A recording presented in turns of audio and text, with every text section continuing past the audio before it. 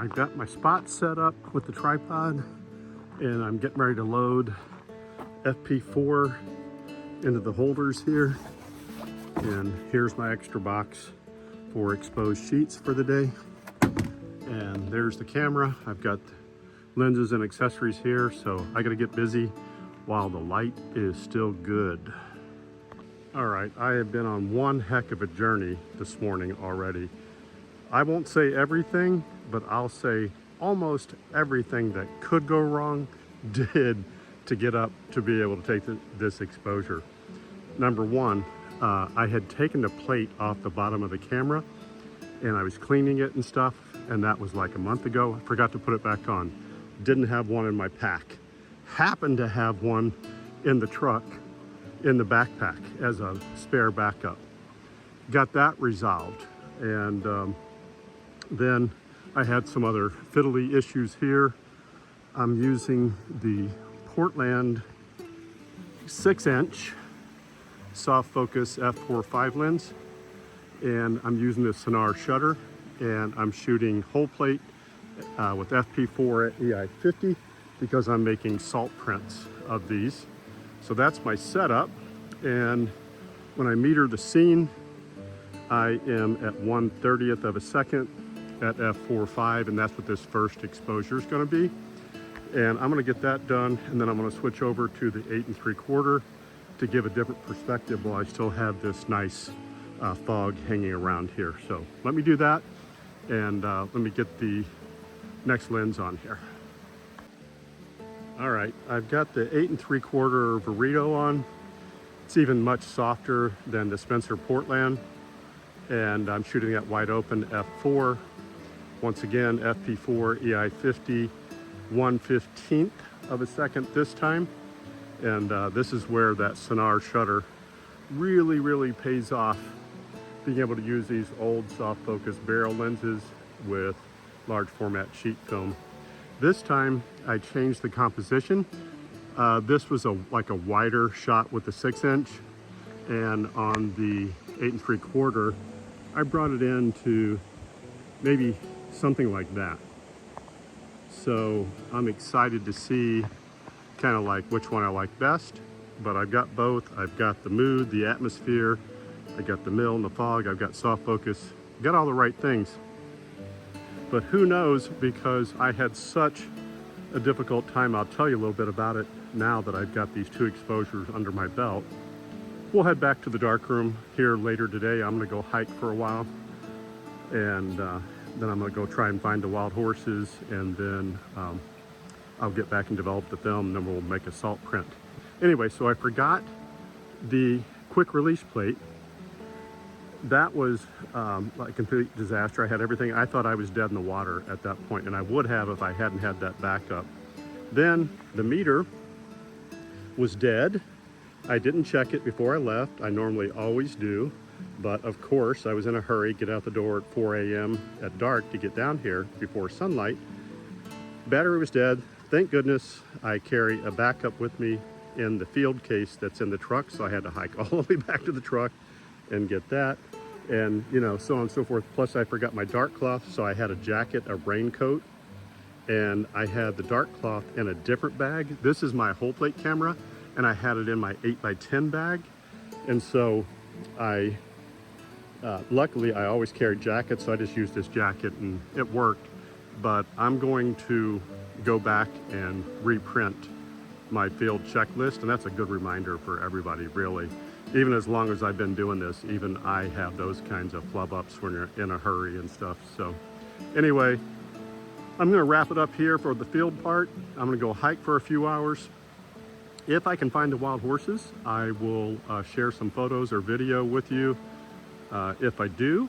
And if I don't, we'll just head straight into the darkroom, and I'll be developing this in HC 110, dilution B, and I've got my densities figured out that I need for my salt prints.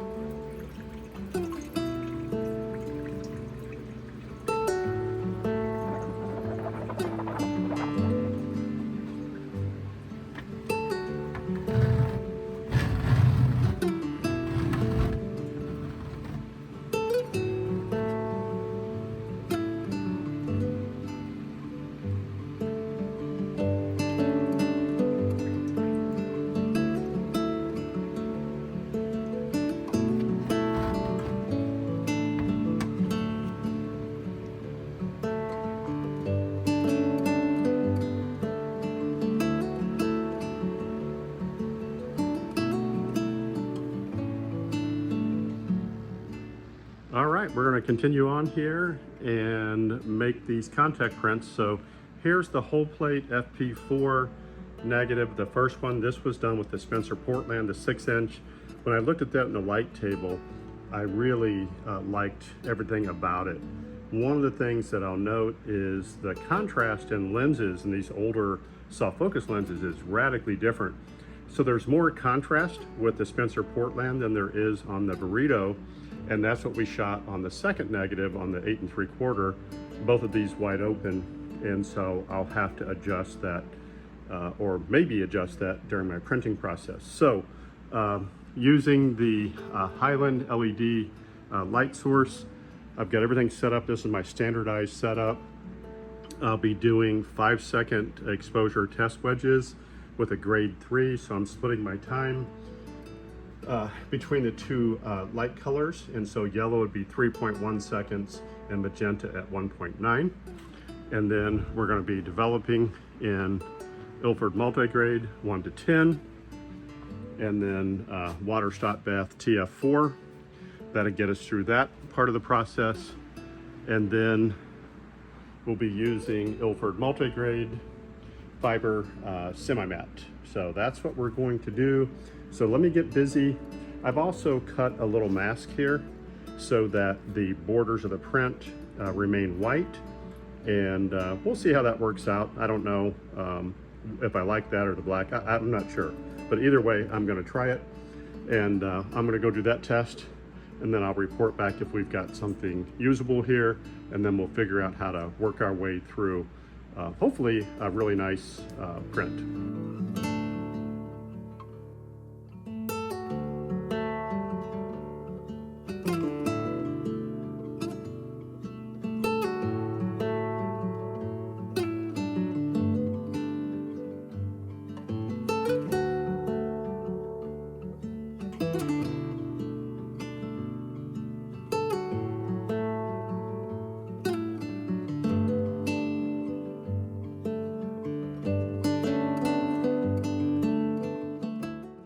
All right, I've got an update. So here was the exposure test wedge.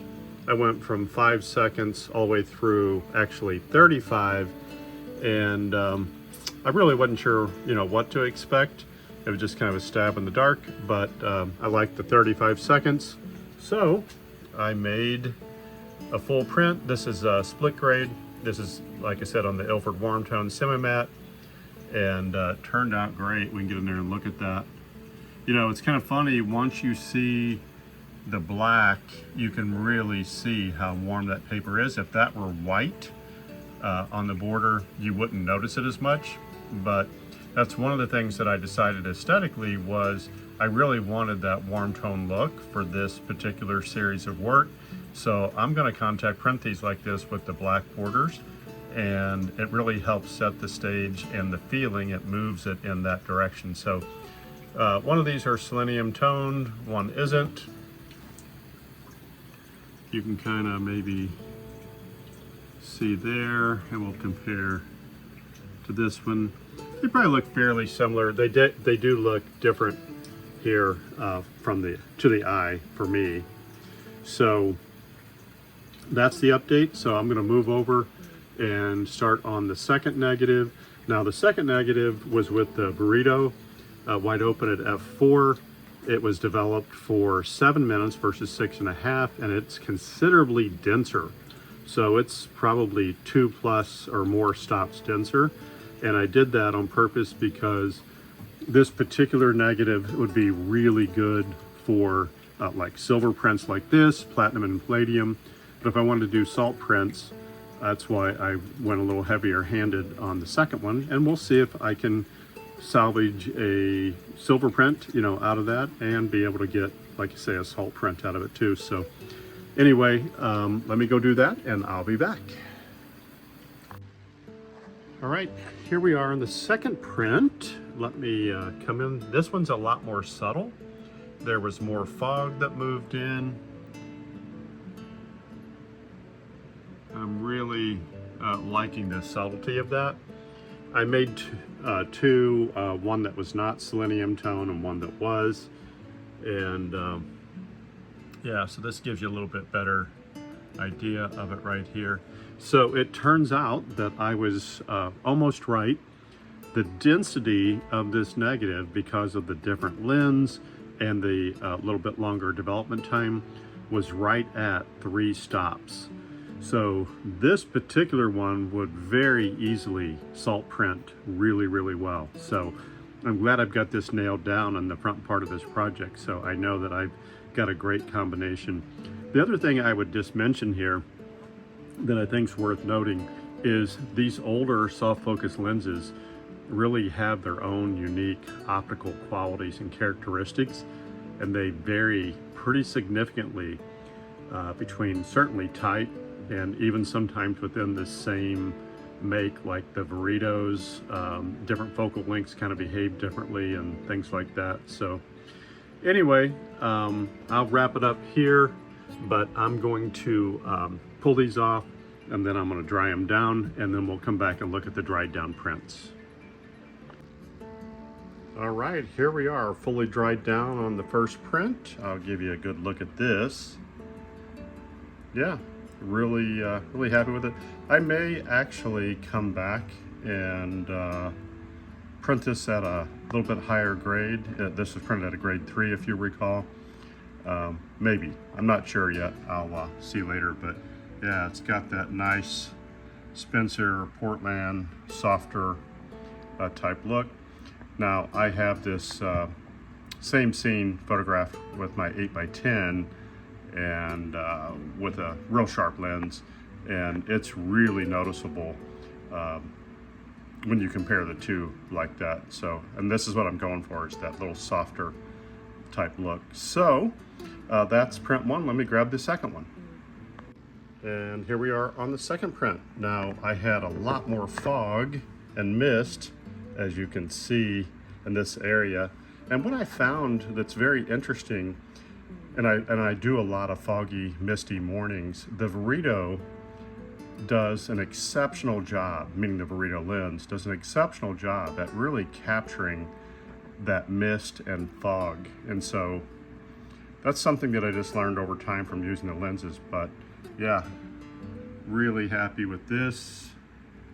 So my next steps are to take and, let me put this other one up here side by side here so we can get a kind of a comparison look here.